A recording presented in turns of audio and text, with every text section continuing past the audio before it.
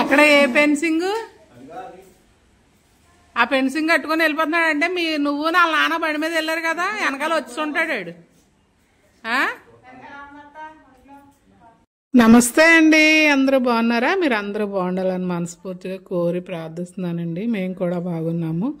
భాగ్యం ఆంటీ ముచ్చట్లకి స్వాగతం అండి. నా సబ్స్క్రైబర్స్కి అలాగే నా వీడియో చూస్తున్న ప్రతి ఒక్కరికి నా హృదయపూర్వక ధన్యవాదాలు. నా వీడియో ఆన్ చేయగానే ఒక లైక్ చేయండి ప్లీజ్. చాలామంది చూస్తున్నారు, లైక్ చేయట్లేదు. లైక్ చేస్తే కొద్దిగా ఎవరికన్నా రీచ్ అవుతుందనే ఉద్దేశంతో అడుగుతున్నాను. కొత్త వాళ్ళు ఎవరైనా ఉంటే సబ్స్క్రైబ్ చేసుకోండి. ఇంకా 24వ తారీఖుని మన ఇంట్లో పండగ ఎలా జరిగింది అనేది నేను వివరిస్తానండి.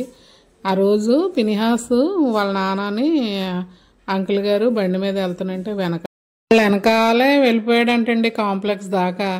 నిజంగా 24వ తారీఖుని మేము పండగ చేసుకోవడం కాదు కానీ మా ఫీజులు ఎగిరిపోయాయి. నిజంగా అంకుల్ గారు చూసి రిటర్న్ వచ్చి వాళ్ళ నాన్న దించేసి రిటర్న్ వచ్చేటప్పుడు కాంప్లెక్స్ దగ్గరలో ఉన్నాడంటండి. నిజంగా చాలా భయం వేసింది.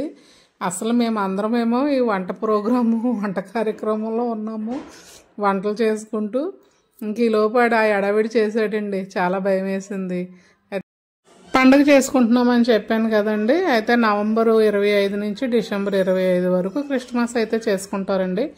చాలామంది క్రిస్టియన్స్ అంటే ఎవరికి తగ్గట్టుగా ఈ డేట్లో చాలామంది పెట్టుకుంటారు. అయితే అందరూ కలిపి చర్చిలో చేసుకునేది మటుకు 25, ఎవరి ఇళ్లలో వాళ్ళు చేసుకునేది మటుకు ఎవరిష్టం వాళ్ళకి, వాళ్ళు కుదిరే దాన్ని బట్టి ఉంటుందన్నమాట.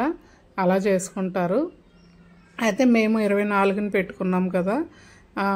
24ని నేను అంటే ప్రతి సంవత్సరం ఇలాగా మా వాళ్ళని అందరిని నేను పిలవను, కానీ కాకపోతే ఈ సంవత్సరం మా ఆడబడిచేమో ఆపరేషన్ చేయించుకోవాలనే దిగులతో పండగ చేసుకోవట్లేదు. అందుకని తర్వాత మా సురేషాలు మీకు తెలిసిందే కదా, వాళ్ళ ఇంట్లో కూడా వాళ్ళ అమ్మ, ఆ తర్వాత వాళ్ళ నాన్నగారు కూడా ఒకే సంవత్సరంలో 4 నెలలు తేడాలో ఇద్దరు చనిపోయారండి. వాళ్ళు కూడా ఇంకా పండగ చేసుకోరు, డల్గా ఉంటారు అని నేనేం చేశానంటే మా అంకుల్ గారు నేను మాట్లాడుకొని మా వాళ్ళని సురేషాలను అందరినీ పిలిచి మనం ఇక్కడ పండుగ చేసుకుందామని చెప్పేసి మేము మాట్లాడుకొని ఇంకా అలా పిలిచామన్నమాట. అందుకే 24వ తారీఖుని నేను ఇక్కడ పండుగ చేస్తున్నాను. అయితే అందరూ వచ్చారండి. సురేషాల ఇంట్లో నుంచి మా మరిది గారు, మా ఆడబడుచు వాళ్ళు అందరూ వచ్చారు. ఇంకా ఇంకోకుండా మన ఇంటికి వచ్చే పాస్టర్ గారు కూడా వచ్చారండి. చాలా సంతోషం అనిపించింది. దేవుడే అలా పంపిస్తాడు మన మనసులో ఏదన్నా ఉంటే అనిపిస్తుంది నాకు ఒక్కొక్కసారి. బాగున్నారా? కూర్చోండి. ఇలా కూర్చుంటారా? కూర్చోండి.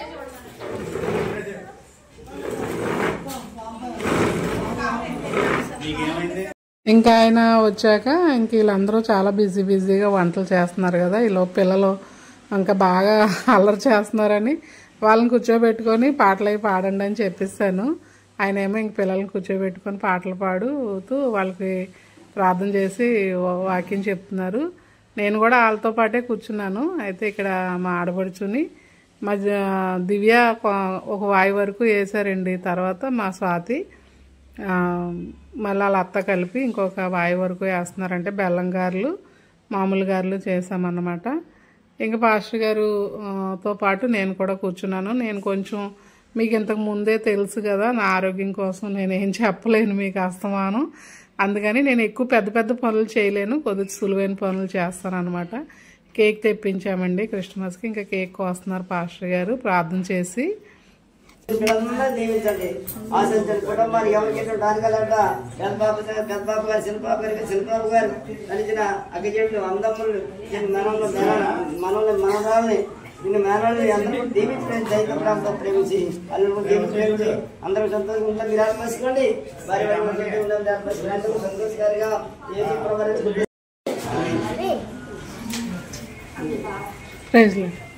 కోయించే పిల్లలతో అందరూ పాస్టర్గా చేయట్టుకోండా.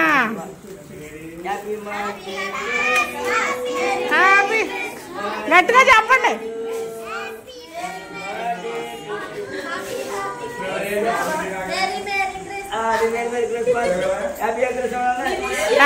Happy Christmas. Merry Christmas. Merry Christmas.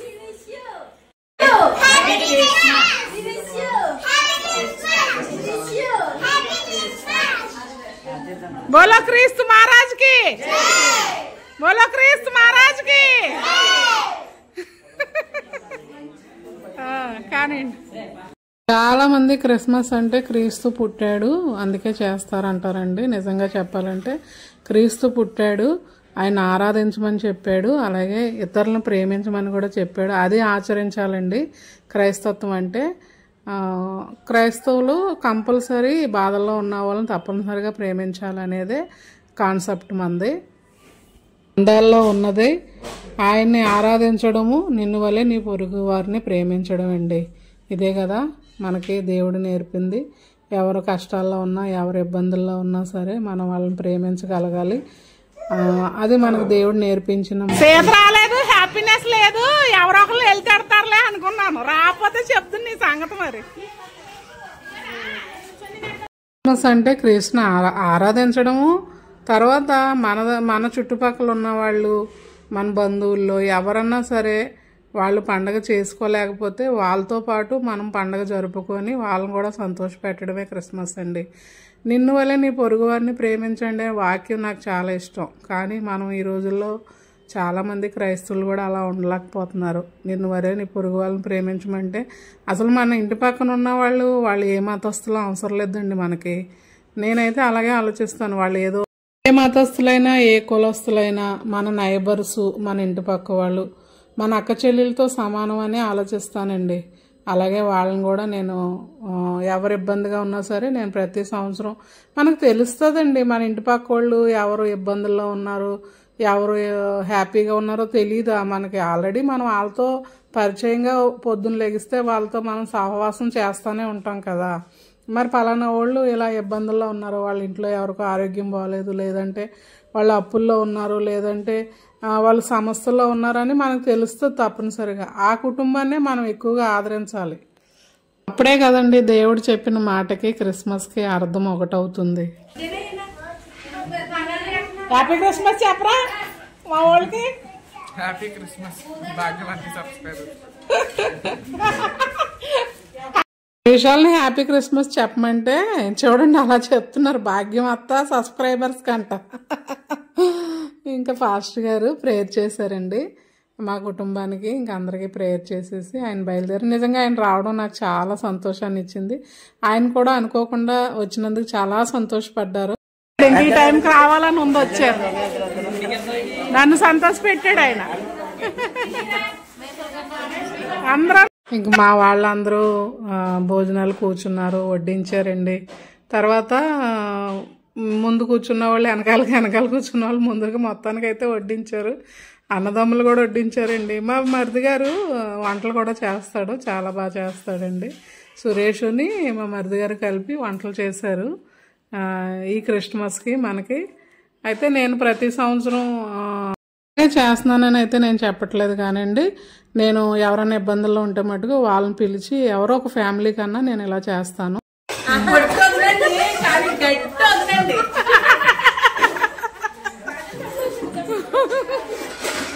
అది చెప్పండి మన సబ్స్క్రైబర్స్ కి.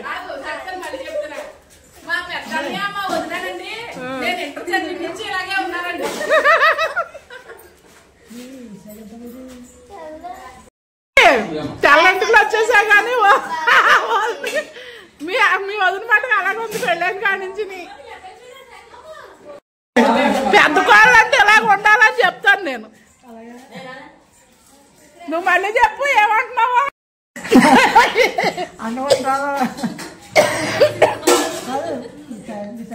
మరిది గారు ఎలాంటివి చెప్తారా.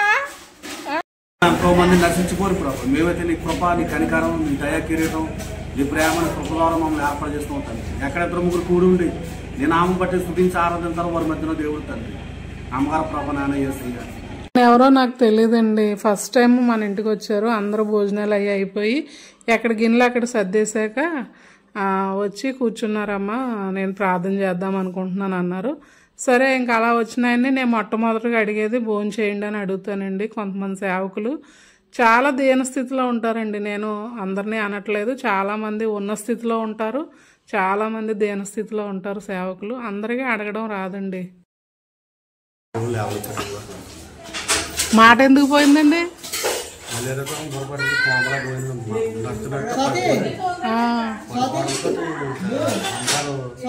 పనులకు వెళ్తా లేచి హాస్పిటల్ తీసుకెళ్ళి వారం కూడా మాట్లాడింది.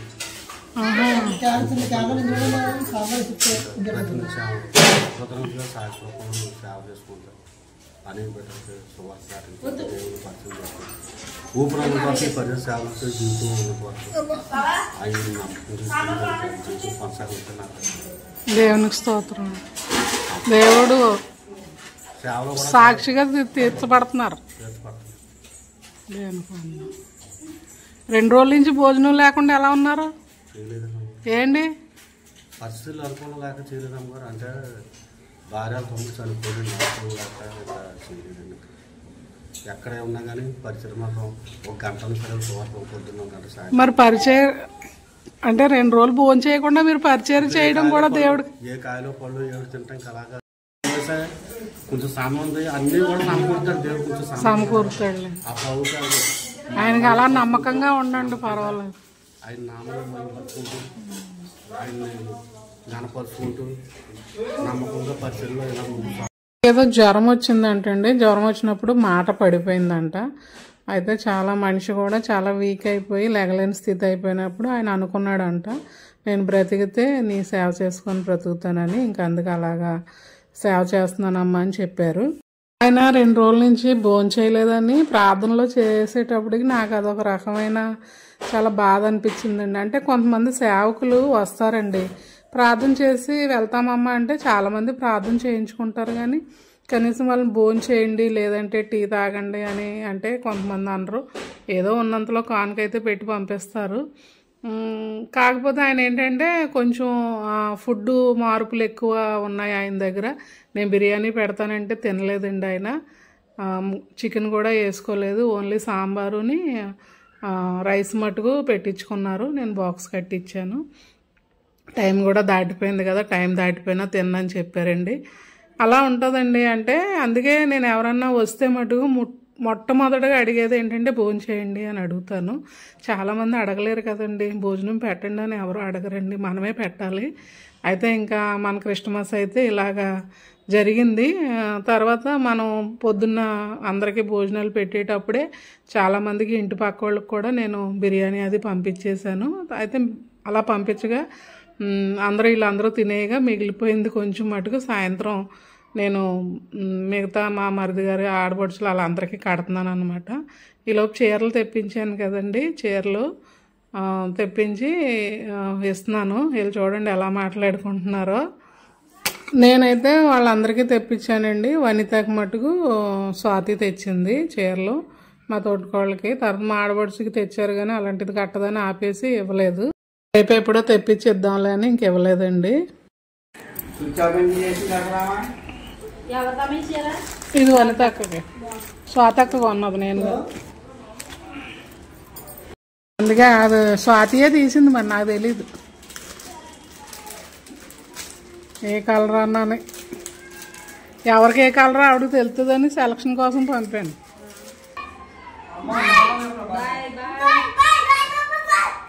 బాయ్.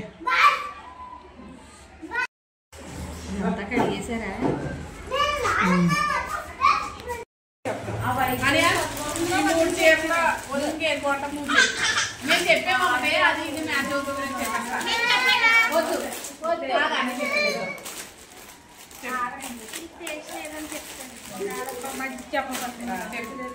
వదిలికే ఏం బాగుంటుంది చెప్పే.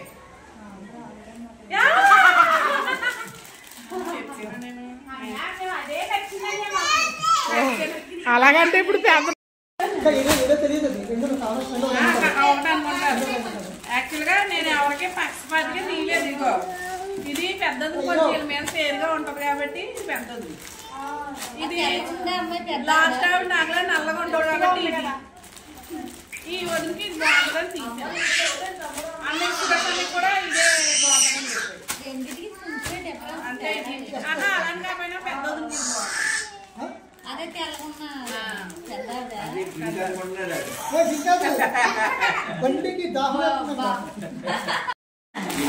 ఎలాగా అన్ని టేస్ట్ నా టేస్ట్ ఒకటే. అదే నల్లగా ఉన్న టేస్ట్ చెప్తా ఉంటాయి. అయితే అన్నయ్య నల్లగా ఉన్నాడా?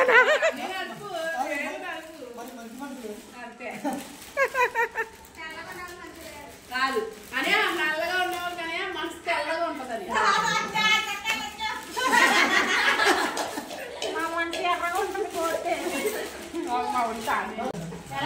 బాయ్ రా, బాయ్ బాయ్.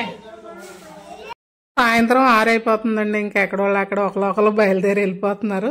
ఆ తర్వాత 24ని మాకు చర్చిలో కూడా ప్రేయర్ ఉంటుంది, సెమీ క్రిస్మస్. మేము 24 నైట్ చేస్తాం అనమాట. అంటే చెప్పాను కదా మీకు ఫస్ట్లోనే, ఎవరికి నచ్చినట్టుగా వాళ్ళు వీళ్ళని బట్టి వాళ్ళు ఏదో ఒక టైంలో చేసుకుంటారు. అయితే మాకైతే మేము 24 నైటే.